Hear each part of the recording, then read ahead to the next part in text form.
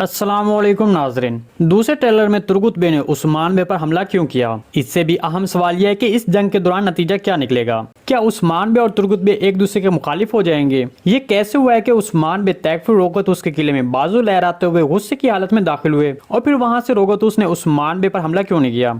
इसके अलावा तुर्गुत बे किस बाज़ंतीनी किले में खुफिया तौर पर दाखिल हुए हैं? तो इन तमाम सवालात के जवाब आज की वीडियो में शामिल हैं, तो इसके लिए वीडियो को आखिर तक लाजमी देखिएगा। मगर इससे पहले आपसे गुजारिश है हमारे चैनल को सब्सक्राइब कर दें। चलें सबसे पहले तुर्गुत बे और उस्मान बे के बारे में बात करते हैं।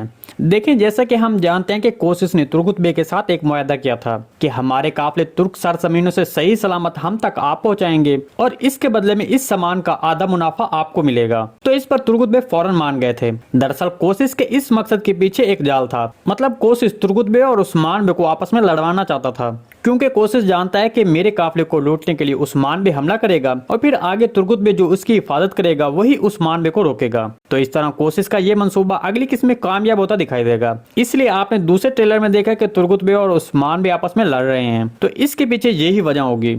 आपको इसके बारे में क्या लगता है? कमेंट सेक्शन में लाजमी बताइएगा। इसके अलावा यहाँ पर एक और अहम सवाल कि इस जंग के दौरान क्या नतीजा निकलेगा। देखें, इस लड़ाई में तुर्गुत बे को शिकस्त होगी, क्योंकि आपने वाज़ेह तौर पर देखा कि तुर्गुत बे उस्मान बे के वार से जख्मी हो गए थे। उस्मान बे रोगोदोस के किले में क्या करने गए थे?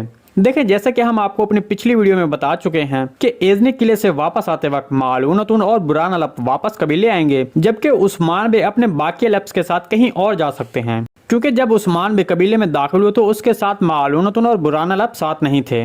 तो इस तरह हमारे तजज़िये के मुताबिक उस्मान बे एजनी किले से वापस आते वक्त कबीले आने से पहले बिलीजी किले जाएंगे और अपने ऊपर बिछाए गए जाल की वजह से रोगतुस पर गुस्सा होंगे। इसके अलावा उस्मान बे का बिलीजी किले में आने का एक और इम्कान भी मौजूद है कि उस्मान बे जब कबीले आएंगे तो वहाँ सब कुछ पता चलने के बाद कि बच्चों को अगवा किया गया है और मुकद्दस अमानत चोरी की गई है, तो इसके लिए उस्मान बे रोगतुस पर शक कर सकते हैं, तो इसलिए उस्मान बे किले में जा सकते हैं। तुर्गुत बे किस बाज़ंतीनी किले में दाखिल हुए हैं? जैसा कि आपने दूसरे ट्रेलर में देखा कि तुर्गुत बे एक बाज़ंतीनी किले में खुफिया तौर पर दाखिल हो रहे हैं और कुछ बाज़ंतीनी सिपाहियों को भी मार रहे हैं। देखें, जैसा कि हमने पहले ट्रेलर में देखा कि बाज़ंतीनियों ने तुर्क कबीलों से बच्चों को अगवा किया है, तो हमारे तजज़िये के मुताबिक तुर्गुत बे के कबीले से भी बच्चों को अगवा किया जाएगा और तुर्गुत बे का ये मंजर उस वक्त दिखाया जाएगा जब तुर्गुत बे उन बच्चों को बचाने के लिए किले में दाखिल होंगे। इस सारी रिपोर्ट के बारे में आपको क्या लगता है? कमेंट सेक्शन में अपने ख्यालात का इज़हार हमारे साथ लाजमी कीजिएगा।